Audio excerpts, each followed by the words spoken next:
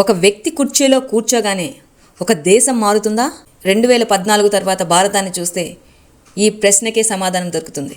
After Narendra Modi ఇది ఒక వ్యక్తి కాదు, ఒక యుగం.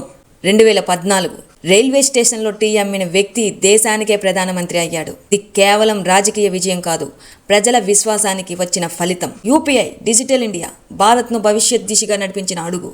సామాజిక మార్పులు, స్వచ్ఛ భారత్, ఇల్లుకు మరుగుదొడ్లు. ఇది పథకం కాదు, మనసుల్లో వచ్చిన మార్పు. ప్రపంచంలో భారత్ ఇది ఇప్పుడు వినే దేశం కాదు, మాట్లాడే దేశం. ప్రపంచ వేదికలపై భారత్ గొంతు గట్టిగా వినిపిస్తుంది. ధైర్యమైన నిర్ణయాలు, ఆర్టికల్ 370, రామమందిరం. వివాదాలు ఉన్నాయేమో కానీ నిర్ణయాల్లో బలహీనత లేదు. ఆఫ్టర్ మోదీ సాహసం మళ్ళీ రాజకీయంలోకి వచ్చింది. కొంతమంది పాలిస్తారు, కొంతమంది చరిత్రను మార్చుతారు. ఆఫ్టర్ నరేంద్ర మోదీ భారత్ పాలించబడలేదు, భవిష్యత్ వైపు నడిపించింది. ఇది ఒక కథ కాదు, ఒక కాలం.